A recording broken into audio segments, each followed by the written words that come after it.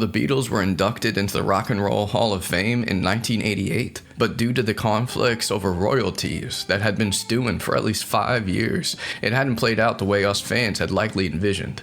Whether receiving awards was really a goal of theirs or not, every artist knows that it's an honor to receive recognition for leaving your mark on this world. So by the time that they'd gotten into the Hall of Fame, so too had the musicians that they deeply loved and that they looked up to, such as Buddy Holly and Elvis Presley. It was a really big deal. Being inducted, even transcendently so. So how could something as worldly as money cause such an earth-shattering rift between the Fab Four? You can see and hear the disappointment in George Harrison and Ringo Starr's acceptance speeches when they were inducted. Their disappointment was strong because Paul McCartney was not there. He boycotted the ceremony. They were also feeling nostalgia as well, since John Lennon had passed away nearly a decade earlier. Standing in his place were Yoko Ono and John's two sons, Julian and Sean. Emotions were high, and the tensions that had torn the group apart certainly threatened to overshadow their crowning achievement. Up to this point, the Beatles had been embroiled in some pretty nasty lawsuits, suing each other over everything from royalties to who wrote what song. It was a real mess. It was like they were all driving on this racetrack at top speeds and chaotically ripping around corners while shoving each other aside as they rushed toward the finish line. So when that call came that they were going to be inducted into the Rock and Roll Hall of Fame, it brought each of their cars to a deafening halt. It's amazing how something so big and important can cause you to stop running at full speed, even if that means that something causes you to crash or knocks you right off your feet. Whether they were willing to admit that or not, the celebration of their legacy and their achievements through the Rock and Roll Hall of Fame had brought everything into focus. What were they doing? Why were they fighting over such tiny differences instead of coming together as they'd always sung about? It had been 25 years since they first hit the scene and changed music forever. An entire quarter of their lifetime had been so musically profound, they'd effectively transformed the world over and over again. How many people can say that of their accomplishments? And who of us would want to simply let all that go? You gotta keep watching to hear this heart-wrenching truth, because we can all relate even just a little bit, can't we? Regardless if you make $10 an hour, $100,000 a year, it's hard not to get emotional when it comes to money. And what's fair? After all, that money, it represented something to Paul, Ringo, and George. It represented the effect that they had on the world even after they'd broken up. To them, the money, it was almost a memento of the good times, when they all could sleep in the same hotel room the night before a show. The fact that Paul didn't come to the induction because he felt that it would be hypocritical due to the bad blood between the members, it shows all of us, once again, how honest Paul has always been. But could it also signify a bit of stubbornness? We're all human, and the Beatles, they're no different. What's fair is fair, and we all know some people who take those grudges to the grave. So, did they find reconciliation? Well, first, it's really important to understand what was going on to cause that contention in the first place. But before we get to that, please hit subscribe and share this with other rock and roll lovers so we can keep creating this great content that you do want to see. So what was behind all the bad blood between the Beatles? Why were they feuding like cats and dogs instead of celebrating their victories? Well, it wasn't just one thing. It was a perfect storm of money squabbles and management tiffs and good old-fashioned misunderstandings. It's really important to remember that with the exception of John Lennon, Paul, George, and especially Ringo grew up in low-income environments. By the time these boys hit the Ed Sullivan Show in 1964, they were entering into massive amounts of wealth at just 20 to 23 years of age. By the time of the induction, they were in their mid to late 40s. How did your concept of money change from your 20s to your 40s? Let me know below. Did you become more conservative? Were you more concerned with fairness? Do you think that maybe George and Ringo were thinking about how they would move into retirement and what royalties would mean for their entire extended family? When a regular person like them becomes famous and rich, most of the time, us fans, we don't really consider what that means for them. A famous person has obligations, not just to his own children, but to siblings and parents, but also to his grandparents and aunts and uncles and cousins and nieces and nephews, and of course, grandchildren. Now, that's a lot of people to think about. It was once said that Ringo's upbringing was Dickensian, referring to the author of the famous Rags to Riches story, Oliver Twist. It's not an ideal aspect of the world that we live in, but whether we're aware of it or not, our early experiences with money shape us.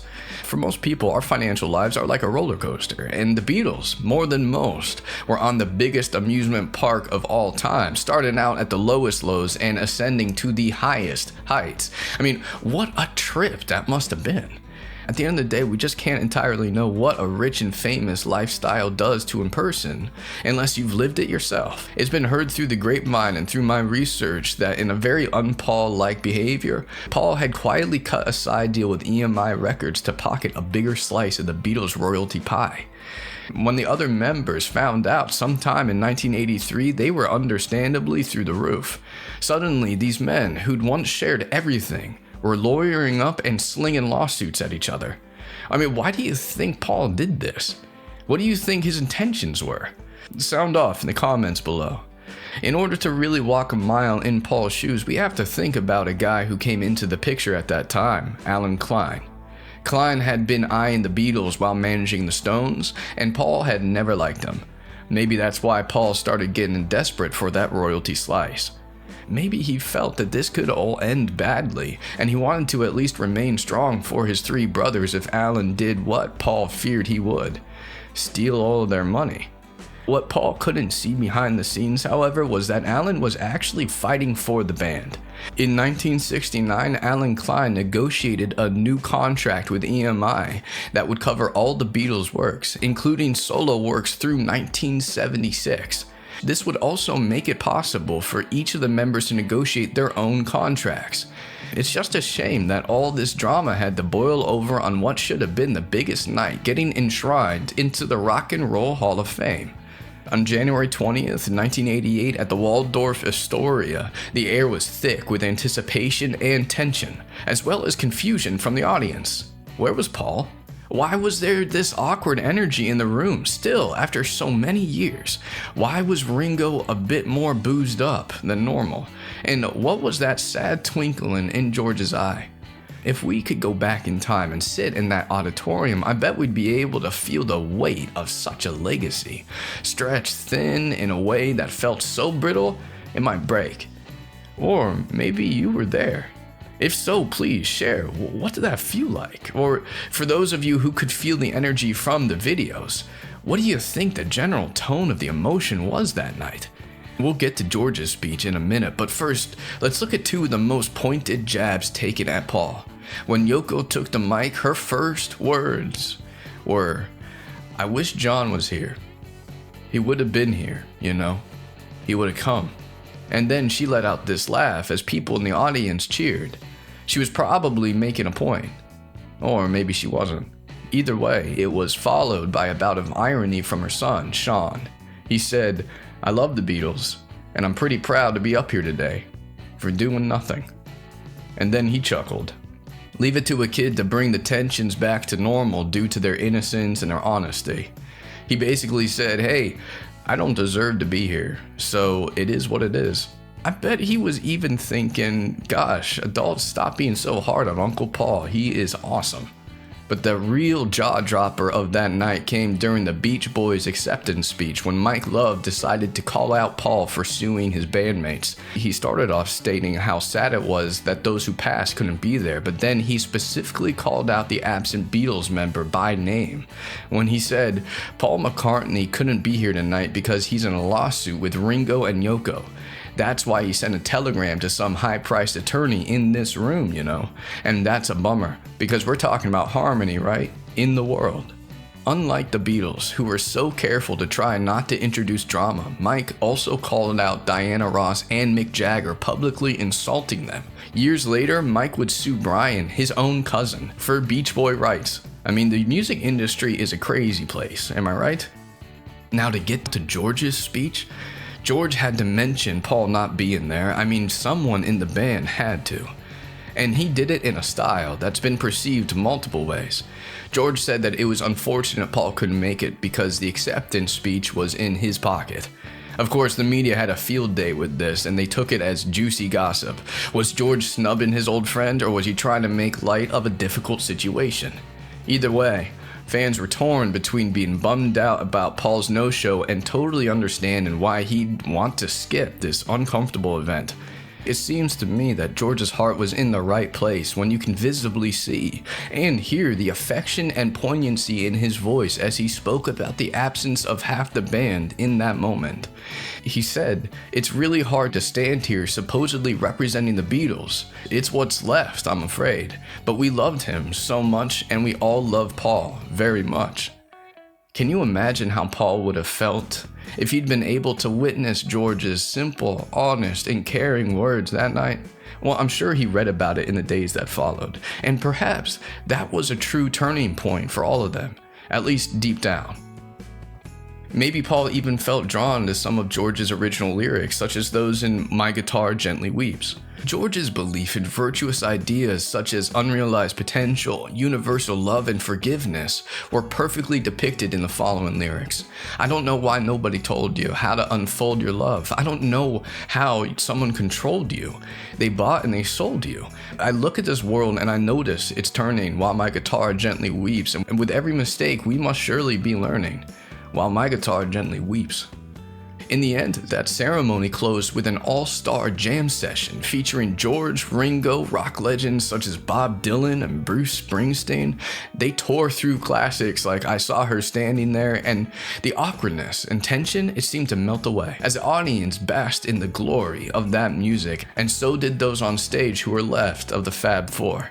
They were still brothers, but they were going through their own struggles, and then they came together as a family that they once were. Maybe that's why George was possibly at his most emotional ever in public during this. The rhythm, the melody, and beats that were played were epic and harmonious reminders that at the end of the day, money can't buy anyone love, especially one's love of music, and that it surely isn't meant to divide true artists. There were other touching moments too, like when Mick Jagger took the stage to induct the Fab Four and proceed to gush about how much they influenced the Stones. I guess there wasn't as much competition between them as the press made us believe. He even joked about how the Beatles had basically written their first hit in England. It was a nice reminder that despite all this drama, these guys still changed the lives of so many people like you, me, and Mick. The Hall of Fame ceremony could have been their final moment together, but it wasn't. Something shifted that night, maybe not all at once, but enough to matter. And soon, something unexpected would begin. The road to reconciliation. If you're as invested in this story as we are, please share it with other Beatles fans and subscribe because you won't want to miss what happens next. This story continues in video 2 next week, so hit that notification bell so you don't miss it. What do you remember about that night? Were you following the Beatles drama back then? Please share your memories of hearing about Paul's boycott or watching George's emotional speech in the comments below.